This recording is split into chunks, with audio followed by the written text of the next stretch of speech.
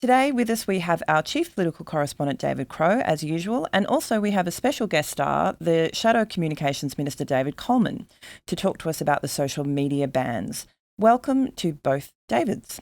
Hi, Jackie. G'day, Jackie. David Crowe, I'll go to you first, because this week the Prime Minister and his Communications Minister Michelle Rowland made an announcement about a new age limit for accessing social media. What was the announcement exactly? Did we have a lot of detail?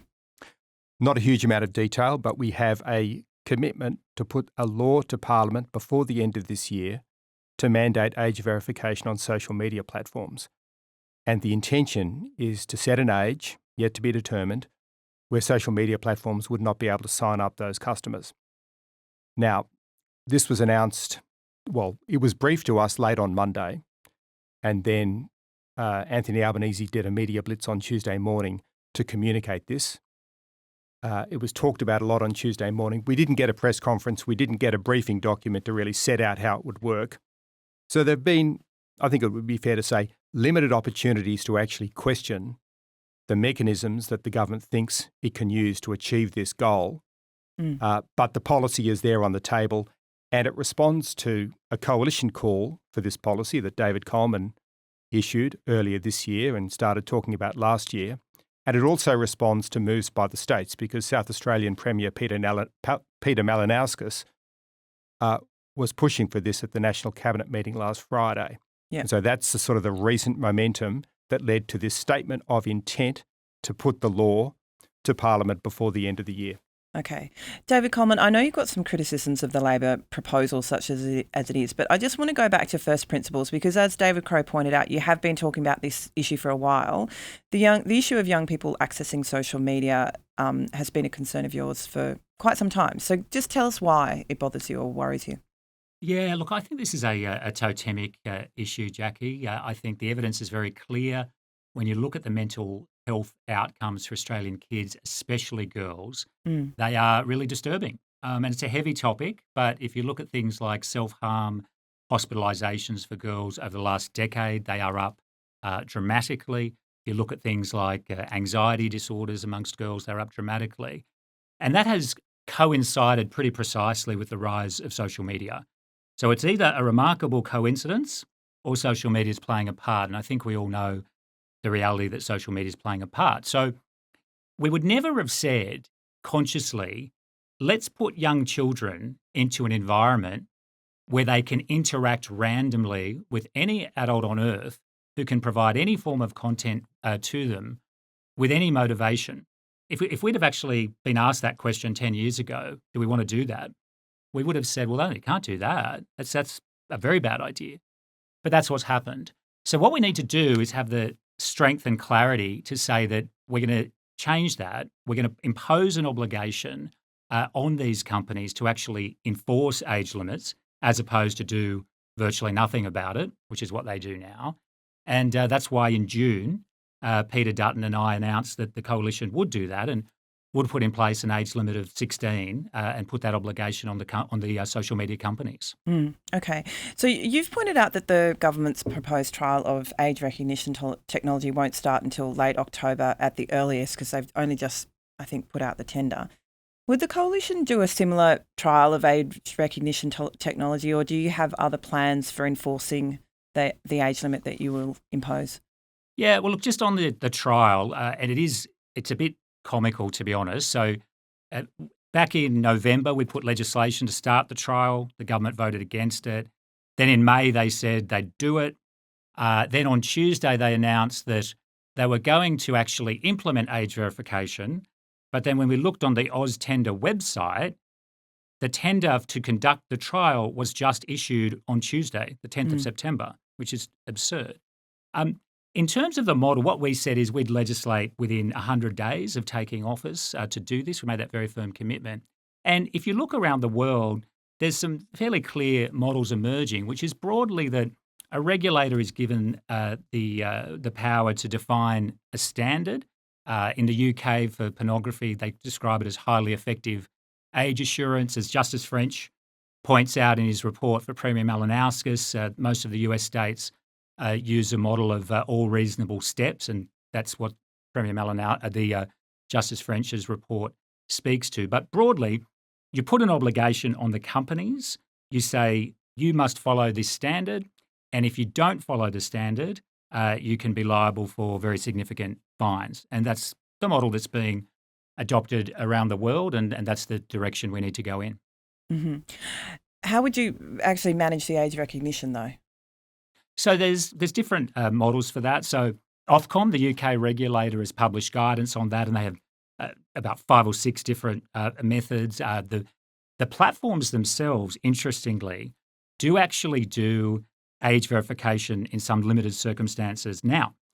And so, for instance, with Meta, if you say your age is under 18 and then you later change it to over 18, even Meta realizes, hey, we can't just take that at face value. So they do age verification around using things like video selfies, requesting documents in some circumstances.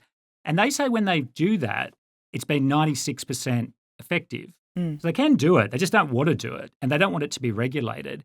And I think the other really important point on the technical aspect is, I don't know if you saw this week a letter in the Financial Review where some of Australia's most successful tech executives, tech founders, founder of Seek, the founder of Afterpay, Richard White from WiseTech, Daniel Petrie, many others, they came out and said, we need to do this and it can be done.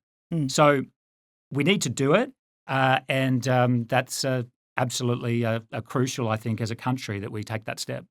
Yeah, I think some of those tech guys, as you just described, have sort of said that it's better for to lay the onus for this on the technology companies rather than have a government tender for it, because the tech companies are the ones who know how to use age recognition technology. They're at the forefront of all kinds of technology, so they're better at it than government ever will be.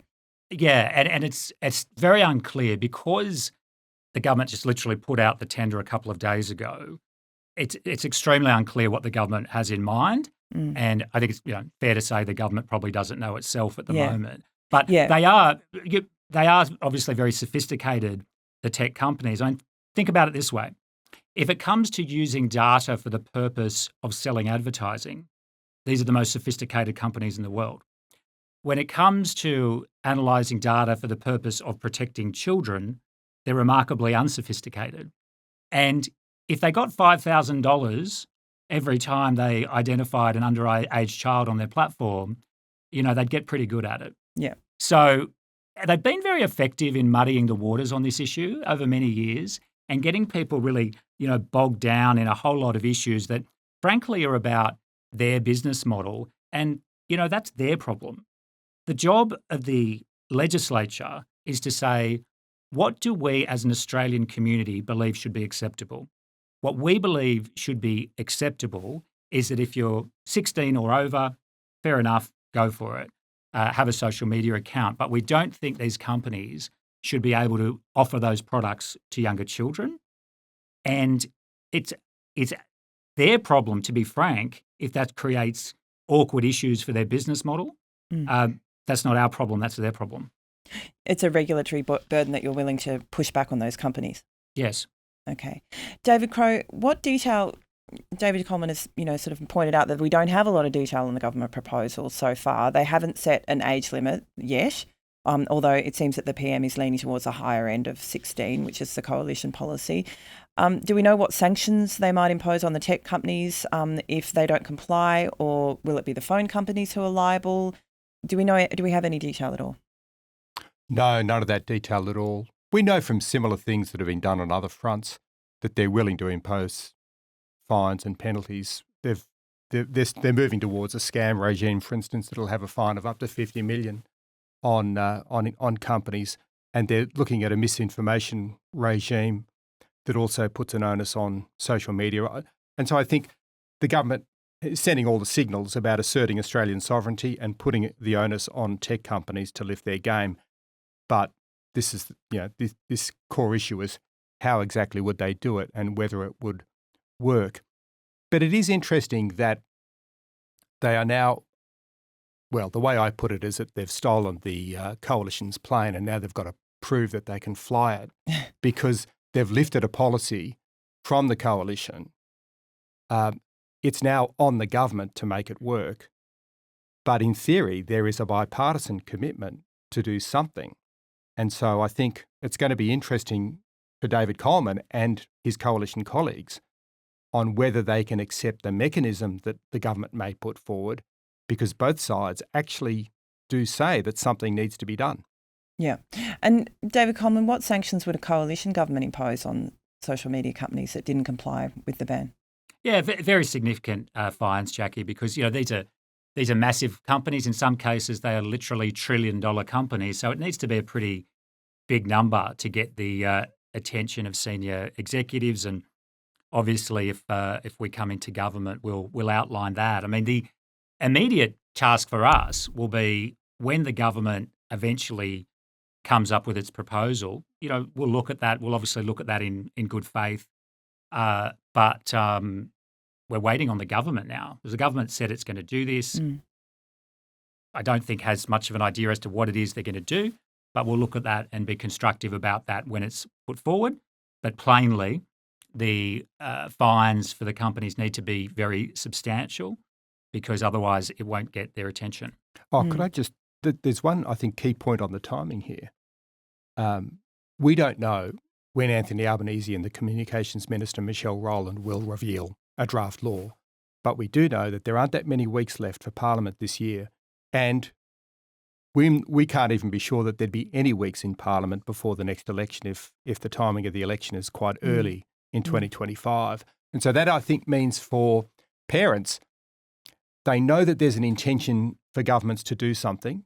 They know that there'll be a bigger responsibility on the tech companies. But I don't think anybody can be really confident that there's going to be a regime in place before the election. The timing is really in doubt. Could I just pick up on that, Jackie? So the tender document, so the government keeps saying they're doing the trial. The trial's very important to inform their thinking. The tender to select someone to run the trial doesn't close till the 7th of October.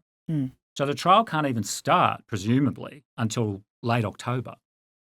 And the government's allocated $6.5 million for the trial, which suggests it's not something that's going to happen in a couple of weeks. So how on earth the government is going to conduct the trial, produce legislation, bring it to Parliament in the short number of sitting weeks we have remaining, I don't know. But that's the commitment they've made. Okay. David Coleman, just on a slightly separate but related issue, the Prime Minister has also said that his government will force the big tech companies to compensate news providers, just like this one, for their use of content of those news providers on their search engines and platforms like Facebook. Does the coalition support that? Well, we created the News Media Bargaining Code. So, yeah, absolutely. We support the very important principle that if you use the intellectual property of Australian journalists, you should pay for it. And that's why Josh Frydenberg went toe-to-toe with Mark Zuckerberg a couple of years ago, and we made Meta pay, and they paid Australian media companies about $75 million. Then on the 1st of March, they said, we're not going to do it anymore. The government has basically huffed and puffed, but it certainly hasn't blown the house down because nothing's actually happened 6.5 months later. So this is a really fundamental issue, not only for Australian journalism, but also for our society more broadly.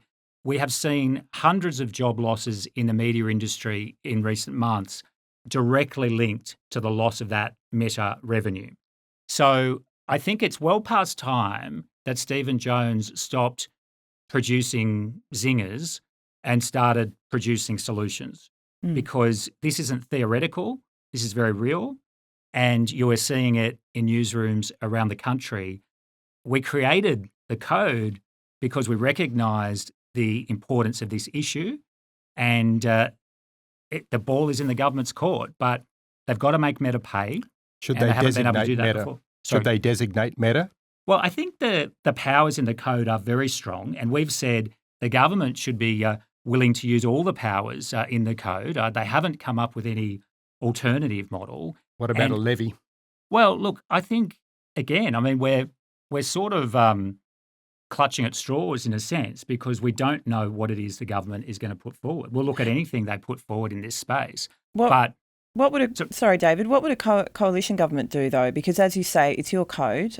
You guys created it. It was your baby, and then Meta pulled out of it. So how would you force them to comply? Well, I think in a situation like this, you need to have the ability to muscle up to Meta and communicate very clearly that there will be consequences if they don't comply. That's what Josh Frydenberg did. That's what this government has not done. And I guess I'm asking you, sorry to cut across you, but I'm asking you what those consequences would be under a coalition government. Well, look, I'd rather not sort of speculate publicly about what I would say privately to Meta, but what we have a track record on as a coalition is solving this problem. So we know how to do this. There was a very interesting revelation last week that Nick Clegg, who is the head of global policy for Facebook, for Meta, actually offered to meet with Prime Minister Albanese about this, and he said no. And so then Andrew Wallace, our MP, asked Meta in an inquiry last week, what is the most senior level interaction that this government has had with Meta about this issue? And the answer was that it was Stephen Jones and that he'd met with the Asia Pacific regulatory head of Meta. So why on earth is the Prime Minister, other senior ministers, not actually going to the top to resolve this issue? That's what we did. And it is impossible to understand why this issue hasn't been resolved. There's been a lot of tough talk from the government. They said on the 1st of March that we've made our expectations clear to Meta, which, I think was meant to have some sort of ominous implication. But, Meta didn't respond. Yep. And 6.5 months later, nothing's happened. Yep. And it's well past time that something did. Yeah, well, you certainly are preaching to the choir in terms of telling that message to journalists. David Crowe, is this social media policy, I'm talking now about the access issue, is that likely to be a vote winner? As you pointed out, Labor has pretty much nicked this policy from under the coalition's nose, which is a pretty transparent move. Will voters mark them down for that, or will they just be happy that someone's doing something? It's hard to tell, actually, because as I sit here listening to David, it strikes me as being quite possible that you end up with a bill that may attempt to do something by the end of the year, and then a huge disagreement between the two major parties about whether it's workable. And so it's feasible that the coalition may choose to just hammer Albanese on this point all the way to the election. And so you get competing positions on who's got the best plan, in which case I'm not sure which side parents would really sign up to. I do think it taps into a genuine issue in the community. I think the research is very troubling in terms of the pressure on child mental health now since the arrival of the iPhone and since the advent of Facebook. There's a correlation. Now, whether voters will be swayed by one side or the other on their ultimate vote, I think is actually a big call, and it's too hard to tell at this point. Yeah, certainly it's a huge issue in the community. David Coleman, thank you so much for joining us. We really appreciate you making the time, and thanks for being at the forefront of this very important issue. Thanks, Jackie. David, I want to turn now to a speech that Opposition Leader Peter Dutton made this week to the Minerals Council of Australia, who had a do in Canberra, I think. And he said to them that a coalition government would be, quote, the best friend that the mining and resources sector in Australia would ever have. What did Dutton mean by that, and what policy, if any, did he give to back that up? That is primarily about workplace policy, actually, because that's one of the big sticking points between the mining industry and the government at the moment. BHP has been warning about the high cost to it from the Labor workplace regime.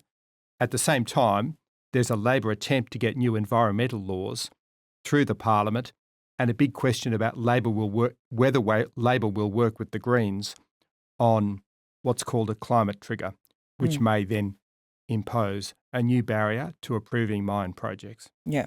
So the mining industry is concerned about that.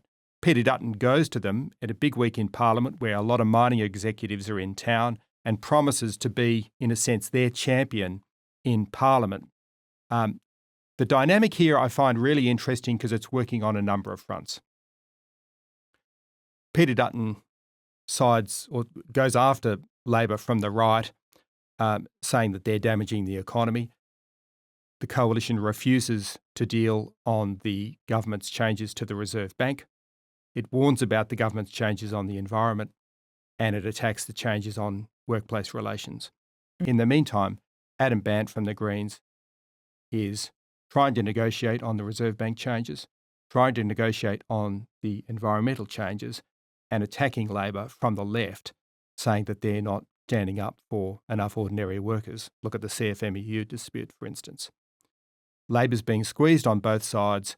The mining speech was really just yet another example of that. And it does show the pressure on Labor to hold its electoral base while it's under pressure from both left and right. Yeah, so support for the mining sector is particularly important strategically in WA, in Queensland and in some parts of New South Wales.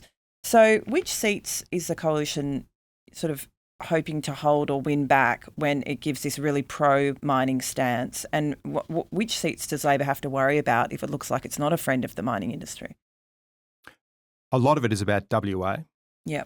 Because Labor hit a bit of a high tide at the last election in WA and needs to hold those seats in order to hold its majority.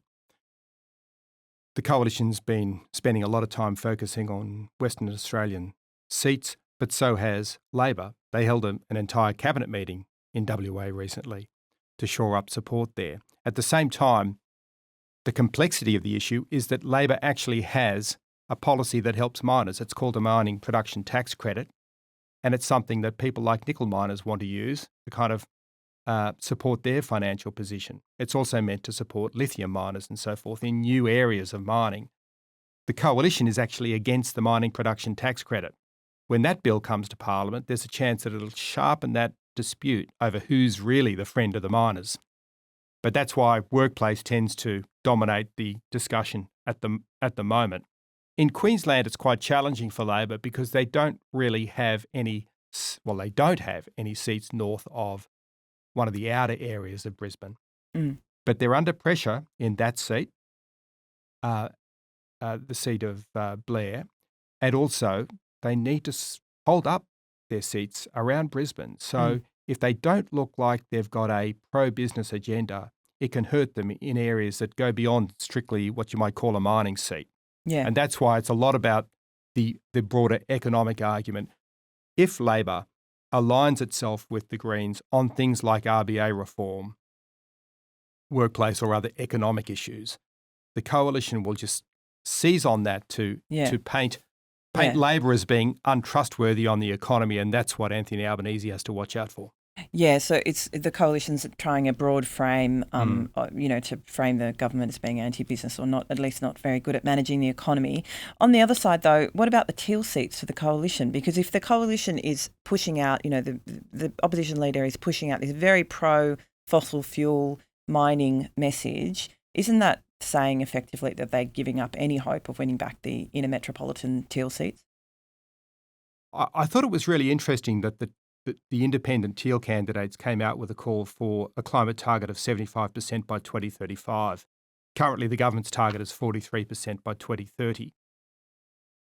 I don't assume that is going to be a guaranteed winner for all of those voters in those city seats. When I visit teal seats in Sydney and Melbourne, I see a fair few Porsches and SUVs, right? Sure, EVs are being purchased in volume, but there's still a lot of people in those seats who are quite happy to emit fossil fuels. So I'm undecided, basically, on how an issue like that is going to play out in those seats. I do find it also interesting that Peter Dutton, in being so assertively in favour of Israel over the war in Gaza, is clearly, coming up with a message that seeks to appeal to voters in some of those seats. For instance, Goldstein in Melbourne and Wentworth in Sydney. How that plays out, it's a huge question at the election, a really big one.